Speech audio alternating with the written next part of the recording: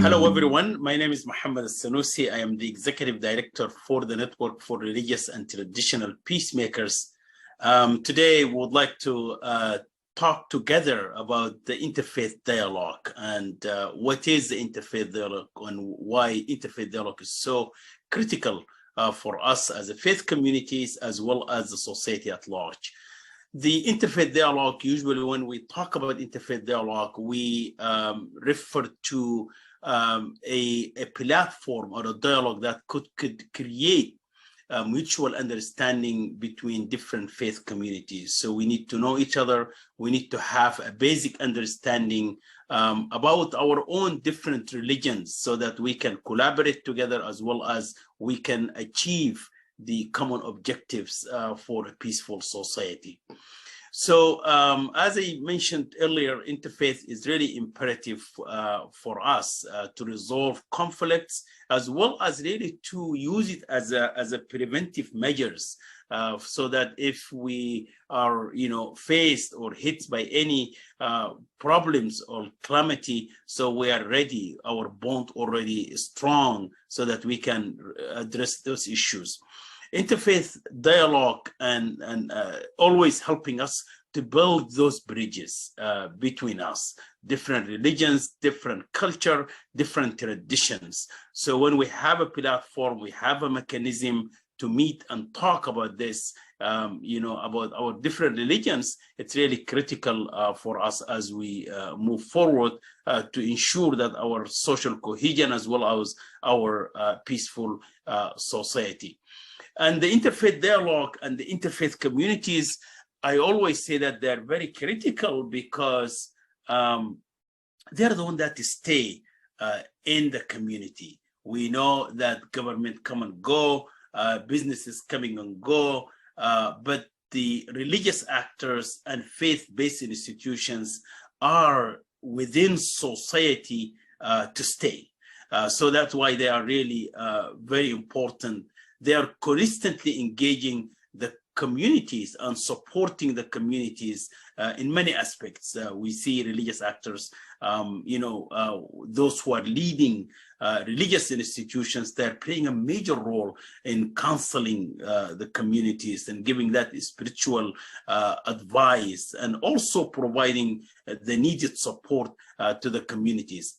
So interfaith dialogue always successful when a community come together and not only look into relationship between different traditions, but prepare their own religious communities. And here, that's what we call it interfaith dialogue. Interfaith dialogue meaning that a dialogue within your own tradition. If you are a Christian, with any denominations, associated with any denominations, you need to make sure that your own denomination really is strong and united together in the notion and the importance of interfaith.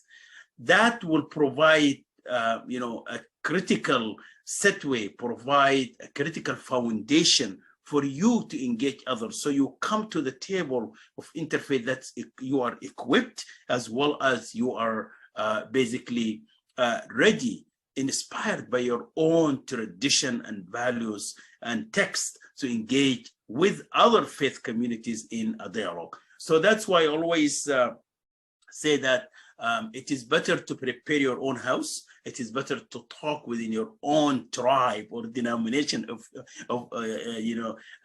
if you will, then you go out, to engage in the other interreligious dialogue.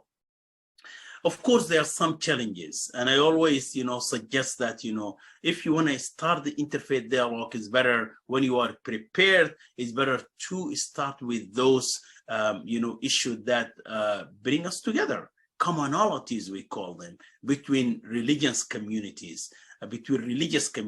We have a lot in common. So let's begin with those. We agree on the common values that bring us together. Then that provided us the opportunity to strengthening our relationship so that we can also engage in difficult issues as well. Just coming back to the importance of the interfaith dialogue, my own experience as we continue to work in supporting and engaging the communities in interfaith dialogue, I realized that interfaith is critical. Just to give you one example, our work in Central African Republic. When we started the work in Central African Republic, we realized from the beginning that we need to engage in interfaith dialogue. So we engaged the Muslim communities in Central African Republic for a couple of years, basically to address the rift between the communities before actually engaging in interfaith dialogue. Because we felt it is critical for the community to be united before we go to the table, so that we have the Christian communities at the table. I'm giving the example of the Muslim communities in CAR, but when I was there as well, I realized there was a rift also in the Protestant communities that need to be addressed before they come to the table as well. So it is better to start preparing the community so to ensure a better result as well. So that's why I always, recommend that if people are really wanted to engage in interfaith, it is better to start with interfaith dialogue. We also here in the United States, my own experience is telling me that when we started the dialogue with the Jewish community, the Union for Reform Judaism in the United States, we met together with the Jewish communities behind doors as a leadership, to discuss and come up with the mechanism how we can approach the communities at the grassroots level. At some point, you may need actually material to support your interreligious engagement. So with the Union for Reform Judaism, we came up with a book called Children of Abraham in Conversation, a book that actually brings synagogues and mosques together in one place. They're neighbors, but then they have not been in dialogue. But this particular resource bring them together and start to learn from each other from their own houses of worship. So the Jews would learn about Islam from the Muslim community directly, not from the TV, not to see Islam, from outside, but from your neighbor. Similarly, the Muslim community will learn about Judaism from their own neighbor. So we prepare some materials to do that. So then we always challenge to have young people at the table when we do the interfaith dialogue. So I would completely and strongly advise that, making sure that your interreligious table is diverse. Is diverse, meaning that is inclusive, women and youth and minority groups at the table.